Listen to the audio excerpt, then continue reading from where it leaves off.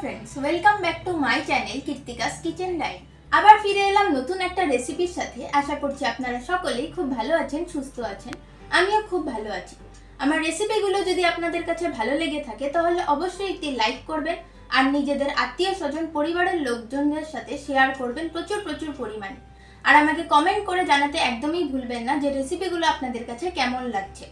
আর আমার চ্যানেলে নতুন হলে চ্যানেলটিকে সাবস্ক্রাইব করে পাশে থাকা বেল আইকনটিকেও প্রেস করে রাখবেন, যাতে আমার চ্যানেলে নতুন কোনো রেসিপি আপলোড হওয়ার সাথে সাথে সবার আগে আপনাদের কাছে নোটিফিকেশন চলে যায়।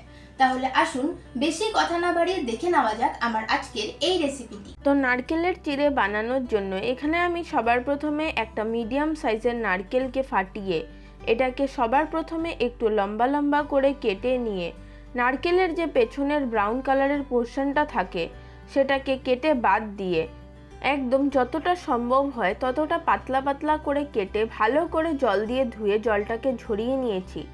আমি আপনাদের হাত দিয়েও দেখিয়ে দিচ্ছি, দেখুন একদম কাগজের মতো পাতলা করে কিন্তু নারকেলটাকে কেটে নিতে হবে। এবারে একটা কড়াইতে দিয়ে দেব 1 বাটি পরিমাণে চিনি, সাথে দিয়ে দেব 4-5টার মতো থেতো করে নেওয়া ছোট এলাচ আর যে নারকেলের চিড়েগুলো কেটে রেখেছিলাম সেটা। এখানে যতটা পরিমাণে নারকেলের চিড়ে থাকবে ঠিক সেই পরিমাণেই কিন্তু আমাদের চিনিটাকেও নিতে হবে।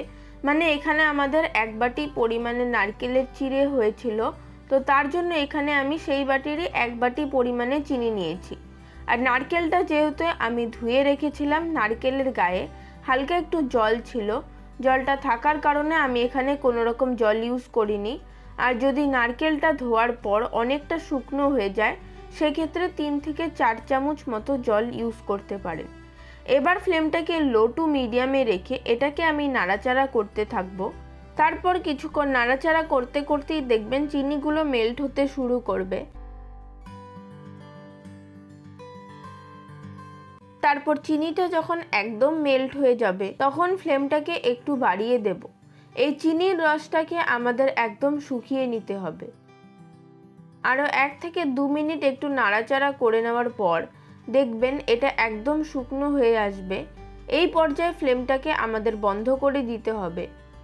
তো ফ্লেমটাকে আমি বন্ধ করে দিয়েছি। এবার সমানে এটাকে এভাবে একটু নাড়াচাড়া করে নিতে হবে।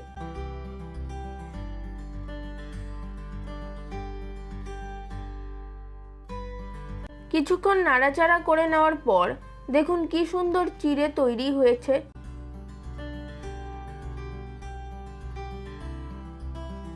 আর দেখুন কত সুন্দর ঝরঝরে হয়েছে। আর এই চিড়ের গায়ে দেখবেন হালকা হালকা চিনির গুঁড়ো রয়েছে।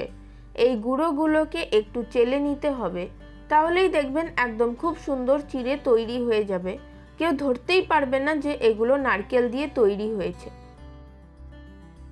এবারে এই এক্সট্রা চিনির গুঁড়োটাকে আমি চেলে নেব। দেখুন চিড়েটাকে আমি চেলে নিয়েছি, এক্সট্রা চিনির গুঁড়োটা নিচে পড়ে গিয়েছে। আর এখন দেখুন কত সুন্দর ঝরঝরে চিড়ে তৈরি হয়ে গেছে।